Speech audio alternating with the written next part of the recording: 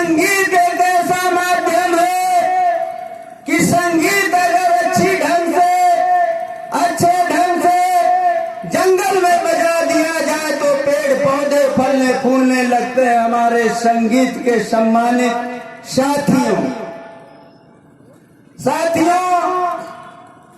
अभी बड़े भैया परम आदरणीय जयशंकर सिंह जी जो सम्मान और इज्जत हमें दिया है, ये इन्हीं की देन है कि जो मैं आज चल रहा हूं, जो कर रहा हूं, सब बड़े भैया की देन है। और विश्वास दिलाता हूं भैया आपको कि अगर आपका सर ऊंचा नहीं कर पाया तो उसको नीचा भी नहीं होने दूंगा। आपको विश्वास दिलाता हूं मैं। अगर यहां रामचंद्र कुछ बने या ना बने, विश्वास दिलाता हूं कि आपके दोनों भतीजी भतीजा 4 साल में सुभाष बाबू की कुर्सी कलेक्टर की लेकर आएंगे। ये मैं आपको विश्वास दिलाता हूं। सम्मानित साथियों, आप लोगों को बताना चाहता हूं, हमारे थोड़ा सा अपने परिवार के तरफ ले चलना चाहता हूं। हमारे बाबूजी मोची का काम करते थे। बाबूजी रोज हमें 2-4 बातें बताते थे। बेटा नशा मत करना, झूठ मत बोलना, किसी से डरना मत, और जो भी काम करना ईमानदारी से करना। एक उदाहरण दिया करते थे कि जो अपनी रोटी से मजाक करता है वो अपनी बेटी से मजाक करता है। इन सारी बातों को ध्यान में रखते हुए परम आदरणीय बड़े भैया जयशंकर जी का हाथ हमारे सर पे आया और आज आप लोगों के बीच में जो भी मैं हूं भैया की वजह से। इसलिए कहना चाहता हूं साथियों, हमारे देश को हूण ने लूटा, शक ने लूटा, गुलामों ने लूटा। हमारे देश पे गुलामों ने भी शासन किया। कुतुबुद्दीन ऐबक गुलाम बन से था, इल्तुतमिश गुलाम बन से था, रजिया सुल्तान गुलाम बन से थी। इस देश को, हमारे देश को गुलामों ने भी लूटा है और यहाँ शासन किया है। और साथियों मैं बता दूं, हमारे देश को एक पैर वाला, जिसको लंगड़ा घोड़ा इतिहास के पन्नों में कहा जाता है, तैमूर लैंग ने लूट लिया, जिसके पास केवल एक पैर था। सम्मानित साथियों, सब कुछ लूटने के बाद अंग्रेजों ने जब भारत में कदम रखा सन 1602 में, पहला अंग्रेज जब जहाज से आप जाते हैं तो लंदन की दूरी 6500 किलोमीटर भारत से है, लेकिन वह समुद्र के रास्ते चप्पू चला के पहला अंग्रेज आया। हॉकिंग जब भारत आया 1602 में, तो जहांगीर के दरबार गुजरात में कदम रखा और 1608 में पहली कंपनी मछलीपट्टनम में वह स्थापित कर दिया। धीरे धीरे पूरे देश में शासन हो गया। सन 1782 में मैसूर के राजा का राज पे कब्जा नहीं हो पाया था अंग्रेजों का। हैदर अली साहब अंग्रेजों से डट के मुकाबला किए, लेकिन मित्रों बड़े चालबाज थे अंग्रेज। मुगलिया को मिलाए, मराठा को मिलाए, मिला करके हैदर अली साहब को 1782 में मार दिए। उनका बेटा टीपू सुल्तान भी उसी तरह से बहादुर था। और जब 1799 में भी इसी तरह से मराठा और मुगलिया को विश्वास में लेकर के जब टीपू सुल्तान को मार दिए, तब पूर्ण रूप से भारत पे अंग्रेजों का कब्जा हो गया। एक क्वेश्चन आता है कि अंग्रेज भारत में कितना दिन शासन किए, तो उसका उत्तर लिखा जाता है 190 साल। इसलिए साथियों कहना चाहता हूं, जब बहादुर राजाओं का कत्ल कर दिया गया, वो शहीद हो गए, तो हमारे दूसरे साथी तैयार हो गए। 23 जनवरी 1897 में हमारी तरह जैसे हम लोग पैदा हुआ। अब मामूली घर का बेटा नहीं था। ये उस जमाने में सुभाष बाबू के पिताजी जानकी दास बोस हिंदुस्तान के बड़े वकील थे। सुभाष बाबू को इनके जन्मदिन पे सोने की घड़ी उन्होंने दिया था। सुभाष बाबू सोने के फ्रेम का चश्मा पहनते थे और हिंदुस्तान के पहले भैया ICS पहले कलेक्टर 1864 में सत्येंद्र नाथ टैगोर हुआ करते थे। सुभाष बाबू चौथे नंबर के कलेक्टर थे, जो डिग्री लंदन में मिला करती थी। जो आज IAS है उस समय ICS हुआ करती थी। सुभाष बाबू कलकत्ता विश्वविद्यालय से डिग्री लेकर के लंदन चले जाते हैं। डिग्री लेकर के लंदन चले जाते हैं। बाबू जी की इच्छा थी कि बेटा मेरा कलेक्टर बन के आए, लेकिन सुभाष बाबू को बड़ी पीड़ा थी कि मैं कलेक्टर तो बन जाऊंगा, लेकिन गुलामों की नौकरी करना पड़ेगा। जो हमारे यहाँ गुलामी करने आए थे वो राजा हो गए।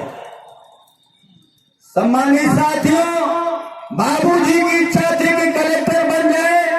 सुभाष बाबू चले गए। सुभाष बाबू कलेक्टर बन भी नहीं पाए। तब तक हमारे देश में एक बड़ी घटना घट गई। अंग्रेजों ने 19 मार्च 1919 को एक कानून बनाया, जिस कानून का नाम था रोलेट एक्ट कानून। मैं चाहूंगा कि अपने बच्चों को जरूर बताइएगा।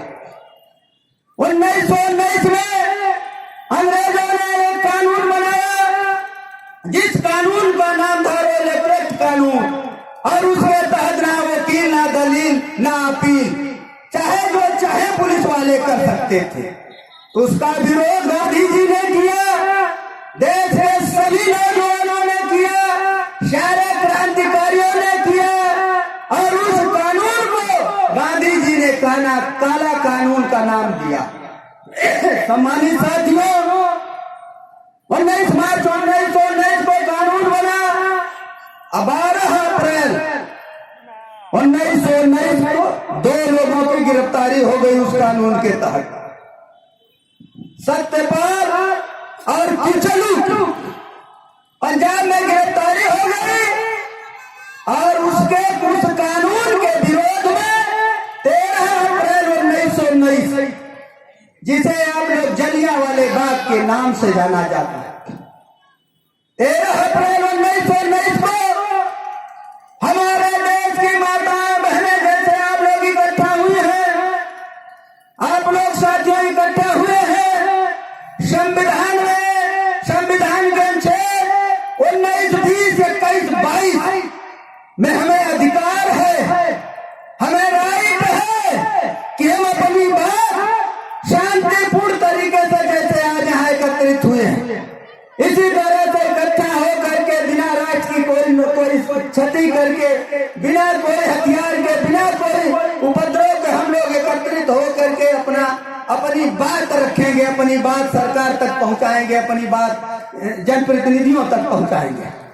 इसी को लेकर के 13 अप्रैल 1919 जलियांवाले बाग में हमारी माताएं बहनें, नौजवान विद्यार्थियों, साथी इकट्ठा हुए, लेकिन बड़े जबरदस्त घटना हो गई साथियों। जनरल डायर उस समय चीफ हुआ करता था पुलिस का, और उस तरह से कोई भेड़ बकरियों पे भी गोली चलाने का आदेश नहीं देगा, और उसने आदेश दिया, और जितने सिपाही थे वो सब भारत के थे। इतिहास उठाकर देख लीजिए, 13 अप्रैल 1919 की घटना में केवल एक अंग्रेज था, वो अधिकारी जिसने आर्डर दिया गोली चलाने का, और जिनके लिए हमारी माताएं बहनें सभी लोग इकट्ठा हुए कि चलिए हम लोग अपनी शांतिपूर्ण मांग करेंगे, इस कानून का विरोध करेंगे। जनरल डायर के आदेश पे गोलियां चली और उसमें हजारों लोग शहीद हो गए। कभी आप लोग अमृतसर जाइएगा तो जलियांवाले बाग को जरूर देखिएगा। बड़ी मेहनत से देश आजाद हुआ है। सम्मानित साथियों, जब सुभाष बाबू को लंदन में पता चला तो सुभाष बाबू हिल गए। इनके जीवनी को पढ़ लीजिए, बीबीसी पे हर शुक्रवार को विवेचना आती है। सुभाष बाबू को भी रात को विवेचना थी। तो आप लोग बीबीसी का समाचार सुनिए, सब समझ में आ जाएगा। सुभाष बाबू हिल गए, 3 दिन सो नहीं पाए, लेकिन बाबूजी की इच्छा थी कि मेरा बेटा कलेक्टर बन के आए। देश के सबसे बड़े वकील हुआ करते थे जानकी दास बोस। सम्मानित साथियों, 1920 में सुभाष बाबू कलेक्टर की डिग्री ले लेते हैं और डिग्री लेने के बाद जब वो अपने देश वापिस आते हैं तो डिग्री फाड़ के फेंक देते। ध्यान चाहूंगा, बड़ा महत्वपूर्ण शब्द है। कलेक्टर की डिग्री लंदन में मिलती थी। लंदन से ली हुई डिग्री लेकर सुभाष बाबू आते हैं और उस डिग्री को फाड़ के फेंक देते हैं। सलाम करता हूं इस देश के सपूत को।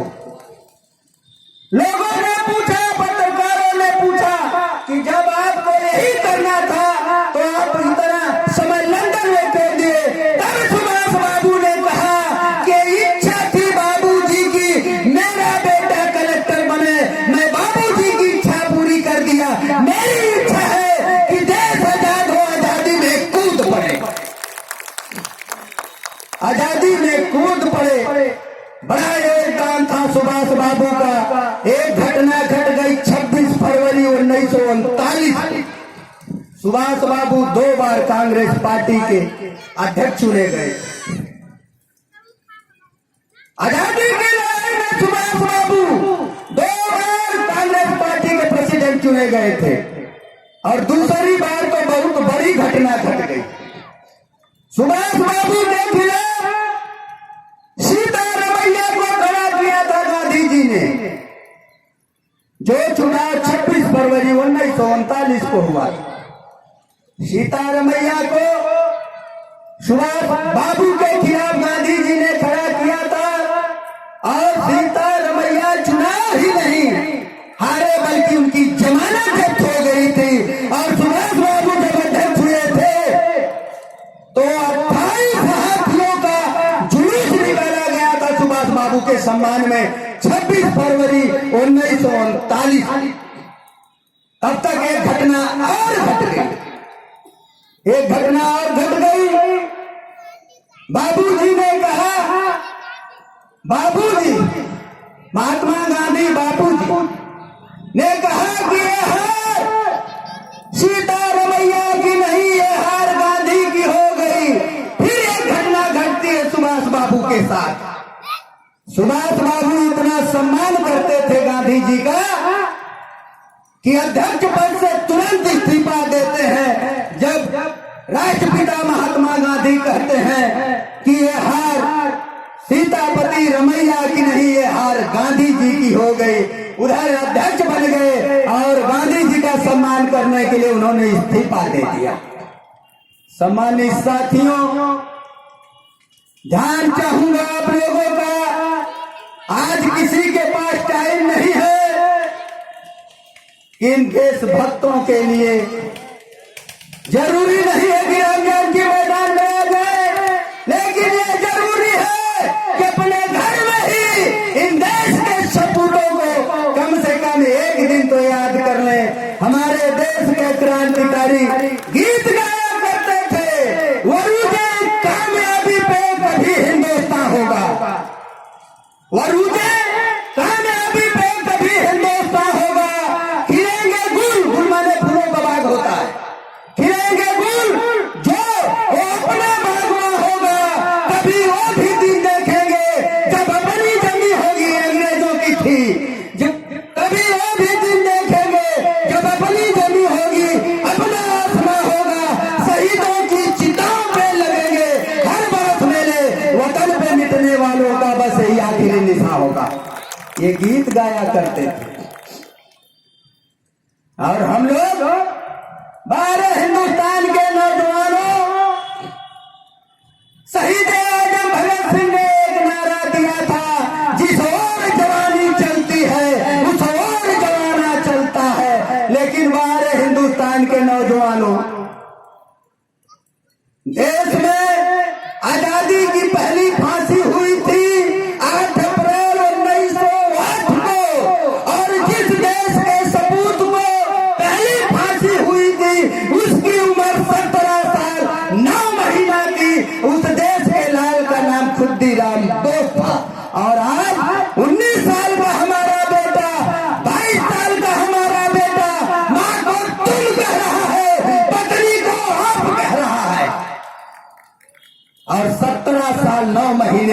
बेटे को फांसी हो जाती है।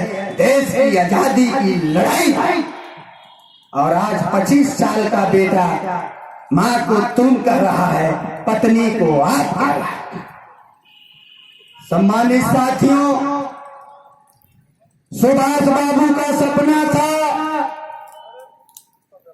अपने कलेक्टर होंगे, अपने कप्तान होंगे, अपने एसडीएम होंगे, अपने सीओ होंगे, अपने लेखपाल होंगे, अपने सेक्रेटरी होंगे, अपने प्रधान होंगे, अपने महाप्रधान होंगे, अपने विधायक होंगे, अपने एमपी होंगे। लेकिन साथियों, देश के सपूतों ने प्राणों की आहुति देकर देश आजाद करवा दिया। देश आजाद होने के बाद, सभी लोगों को लूटने के बाद, जब देश आजाद हुआ तो हमारे रुपए का मूल्यांकन, हमारे कम साथी समझ पा रहे होंगे रुपए के मूल्यांकन को। हमारे देश की अर्थव्यवस्था रुपए के मूल्यांकन से ही चलती है।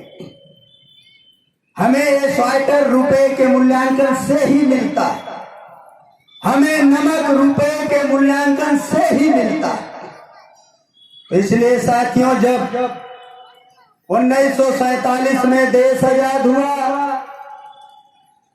उसके बाद अंग्रेज लूटे, हूर लूटे, शक लूटे, गुलाम लूटे, लंगड़ा लूटा, अंधा लूटा, सबके लूटने के बाद हमारे रुपए का मूल्यांकन अमेरिका के रुपए के बराबर था। वहां का $1 हमारा ₹1 एक बराबर था। इतिहास को पढ़ लीजिए। लेकिन साथियों, जब अपने देश के लोगों के हाथ में कमान आई तो आज रुपए का मूल्यांकन इतना गिर गया है। जब अपने लोग हो गए, प्रधान से लेकर प्रधानमंत्री, चपरासी से लेकर कलेक्टर, तो हमारे रुपए का आज मूल्यांकन डॉलर में 78 रुपए हो गए। और साथियों, जो विद्वान साथी होंगे उन लोगों को पता होगा कि $1 बढ़ता है।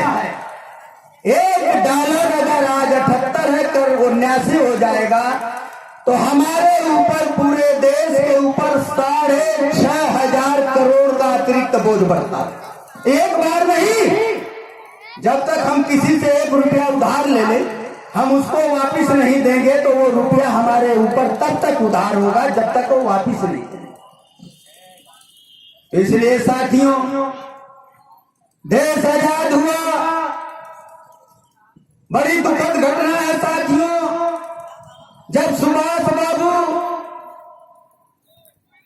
18 अगस्त 1945 को ताइवान से जापान जा रहे थे। हमारे अभी गायिका मैडम कह रही थी, आप लोग BBC की विवेचना सुन लीजिए, दिमाग खुल जाएगा। 18 अगस्त 1945 को जब सुभाष बाबू ताइवान से जापान जा रहे थे तो ट्रेन दुर्घटनाग्रस्त हो गए। और पहले, आज तो प्लेन के बराबरी में कोई जान नहीं पाता कि ईंधन यानी पेट्रोल की टंकी कहाँ है। उस समय टंकी ऊपर हुआ करती थी और सुभाष बाबू उसी टंकी के नीचे ही बैठे। और जब प्लेन क्रॉस हुआ तो पूरा पेट्रोल सुभाष बाबू के ऊपर गिर गया। सुभाष बाबू बहुत बुरी तरह से जल गए और उनको ट्रक में लाद के ले जाया गया। यानी सारे जितने लोग थे सबको। सुभाष बाबू 4 दिन तक जिंदा, चौथे दिन मरे हैं सुभाष बाबू।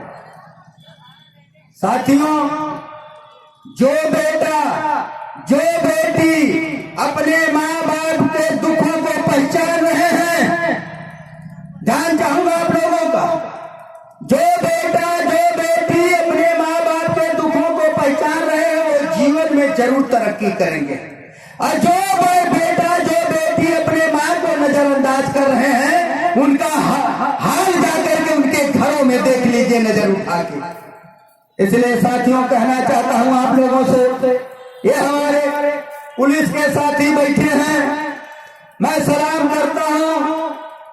आज है नहीं चौकी इंचार्ज लालगंज, पिछली बार सुभाष बाबू के इस कार्यक्रम का जो परमिशन था वो रद्द कर दिया गया था, लेकिन जब मुझे परमिशन की कॉपी मिली तो मैं सीधे, क्योंकि ये क्षेत्र चौकी में पड़ता है, मैं सीधे चौकी पे पहुंचा और मैं कहा इंचार्ज साहब से कि महोदय परमिशन रद्द हो गया है, लेकिन देश के सपूत के लिए अगर मुझे जेल भी जाना हुआ, चाहे जो करके झेलना पड़ा, लेकिन कार्यक्रम होगा।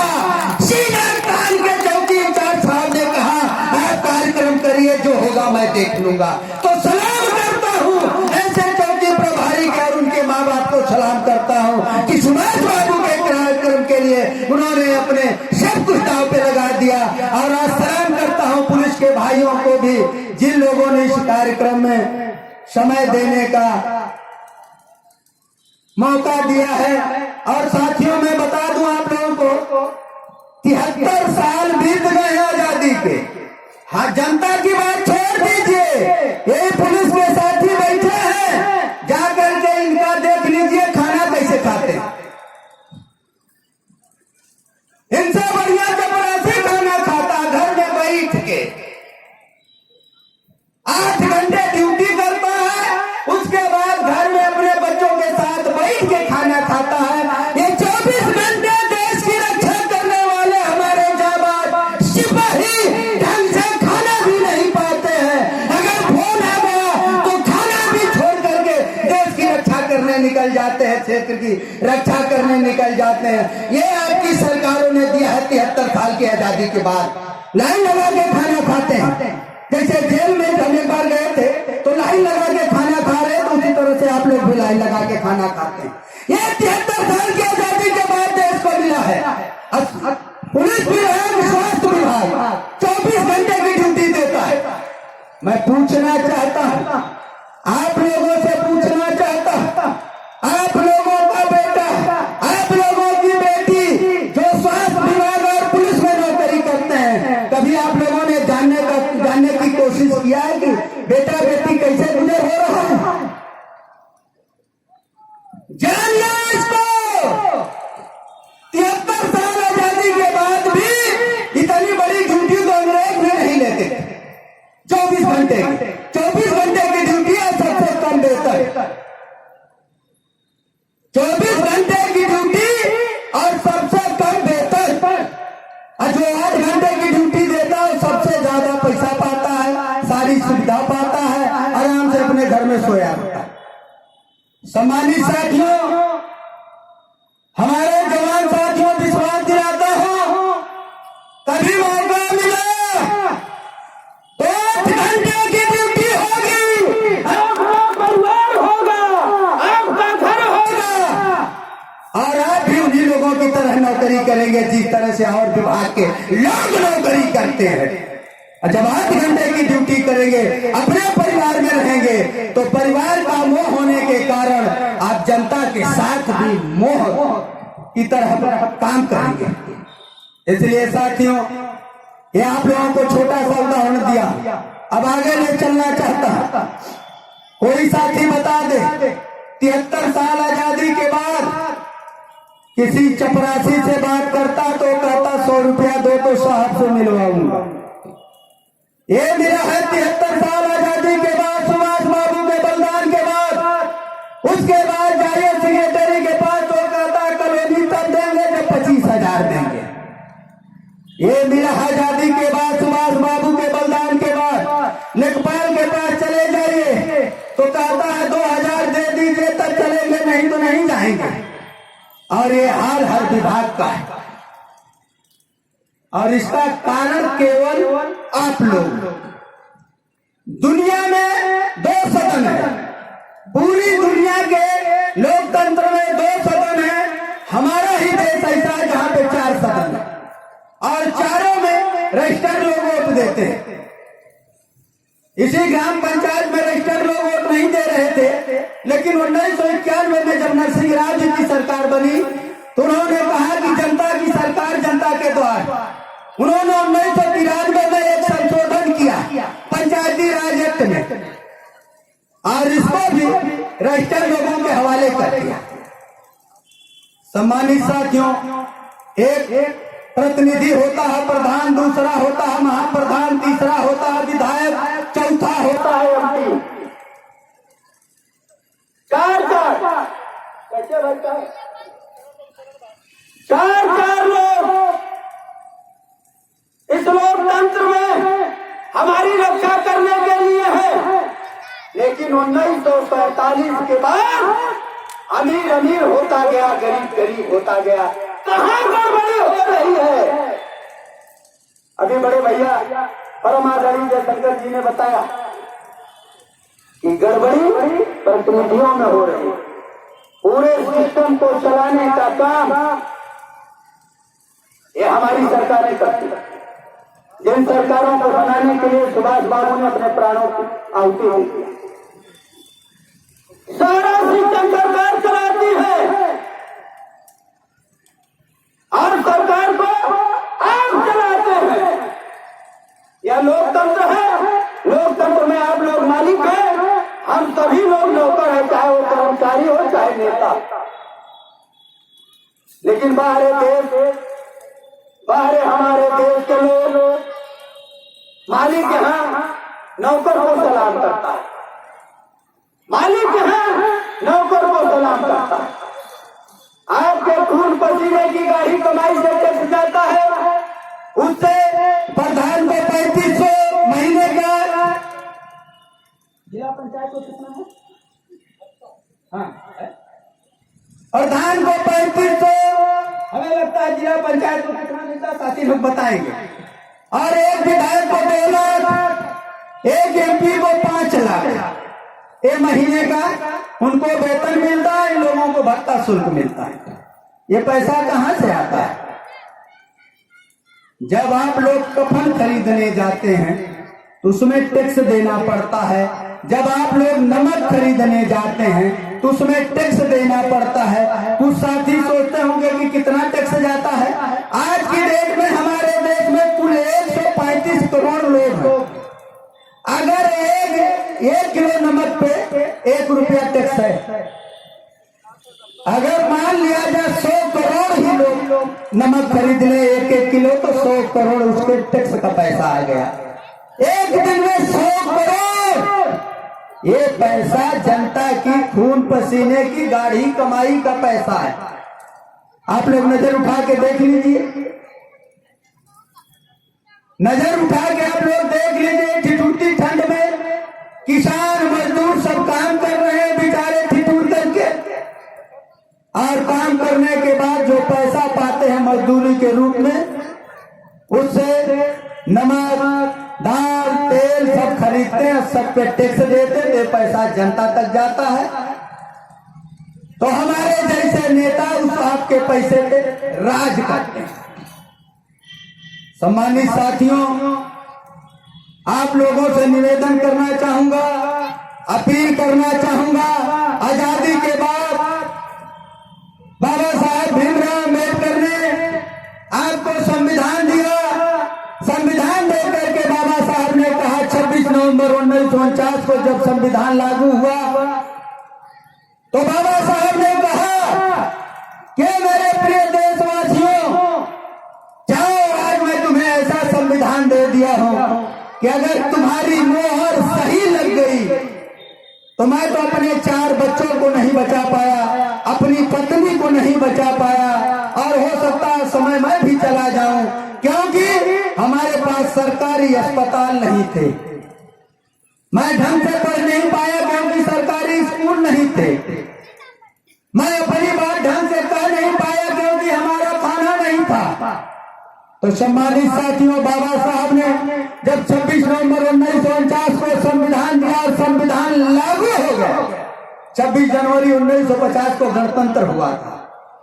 लागू 26 नवंबर को ही हो गया था। आप लोग ध्यान से सुन लीजिए। सम्मानित साथियों, बाबा साहब ने कहा, हिंदुस्तान के दबे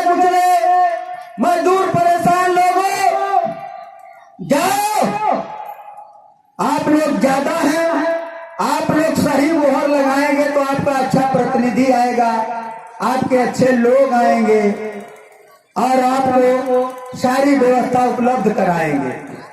तो हमारे गरीब साथी लोग बाबा साहब के उस अधिकार को कैसे यूज कर रहे हैं मैं बता रहा हूं आपको, ध्यान चाहूंगा। बाबा साहब ने कहा कि वोट के माध्यम से अपने अच्छे प्रतिनिधि को भेज करके दिल्ली पे कब्जा करो जहां से कानून बनता है। तो हमारे गरीब साथियों ने जाति पे कब्जा कर लिया। वो किसी विद्वान को नहीं वोट दिए, वो किसी बहादुर को नहीं वोट दिए, वो जाति वाले को वोट दे दिए। फिर उसके बाद बाबा साहब ने कहा कि जाओ लखनऊ पे विधानसभा पे कब्जा करो जहां दूसरा कानून बनता है। तो हमारे गरीब साथियों ने फिर वही गलती दोहराया कि वह अच्छे प्रतिनिधि को न चुन करके निरंकारी मिशन वाले को चुन दिया, शिव चर्चा वाले को चुन दिया।